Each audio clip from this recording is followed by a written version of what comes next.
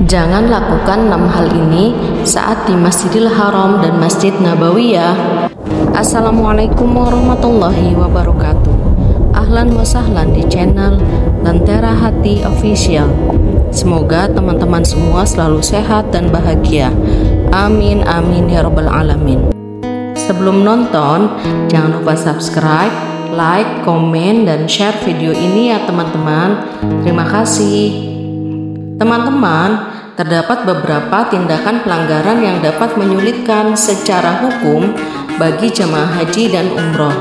Oleh karena itu, sebaiknya jamaah haji ataupun umroh perlu memperhatikan rambu-rambu yang berlaku di Arab Saudi agar tidak bermasalah secara hukum selama beribadah di tanah suci, khususnya di area Masjidil Haram dan Masjid Nabawi. Beberapa hal yang perlu dihindari itu adalah yang pertama, merokok di area Masjidil Haram ataupun Masjid Nabawi.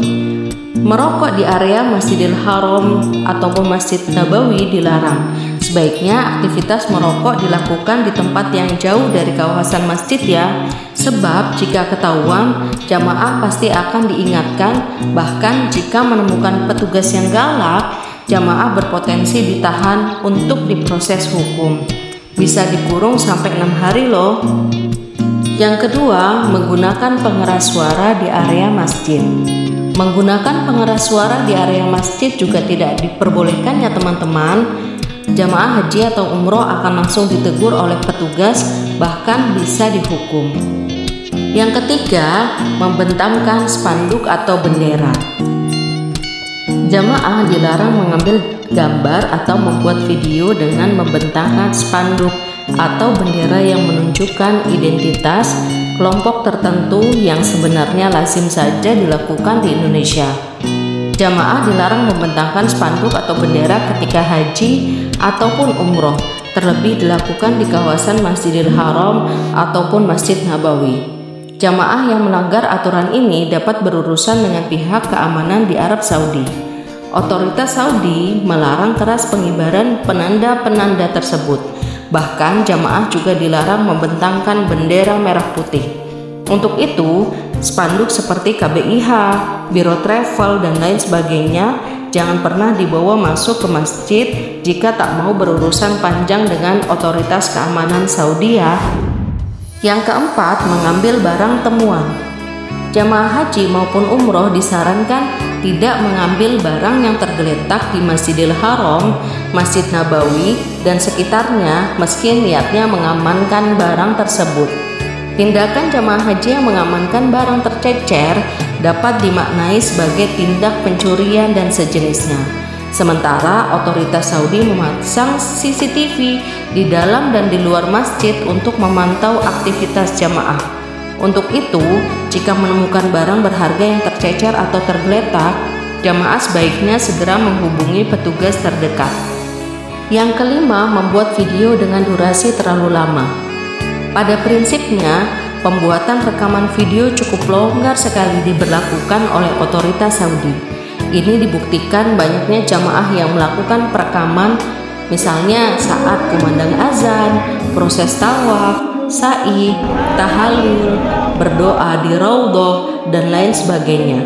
Bahkan aturan larangan selfie pun kadang ketat, kadang lentur. Ini semua tergantung pintar-pintarnya jamaah memanfaatkan situasi dan kelengahan petugas atau askar. Namun, jika pengambilan video dilakukan dalam waktu cukup lama dan statis, biasanya akan menimbulkan kecurigaan. Apalagi jika perekaman itu disertai dengan alat pendukung seperti tripod, lampu, mikrofon khusus, kabel audio video, dan lain sebagainya, maka itu berpotensi kuat menimbulkan kecurigaan. Petugas Saudi banyak melakukan patroli, baik langsung maupun lewat CCTV. Jika melanggar, kamera dan perekam akan ditahan atau diambil, bahkan rekaman akan dihapus. Sebaiknya jangan sampai berurusan dengan hukum selama kita menjalankan haji atau umroh ya teman-teman. Yang keenam, membuang sampah sembarangan. Jamaah haji dan umroh dianjurkan untuk membuang sampah pada tempatnya. Jika melakukannya, jamaah akan berurusan dengan pihak otoritas Saudi karena pengelola masjid sangat ketat dalam menjaga kebersihan kawasan.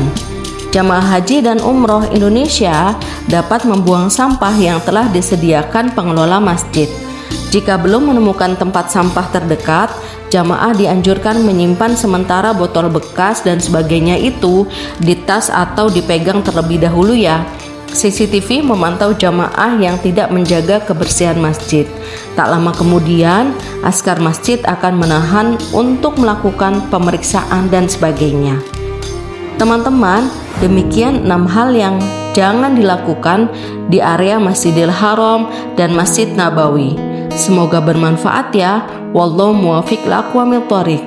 Wassalamualaikum warahmatullahi wabarakatuh.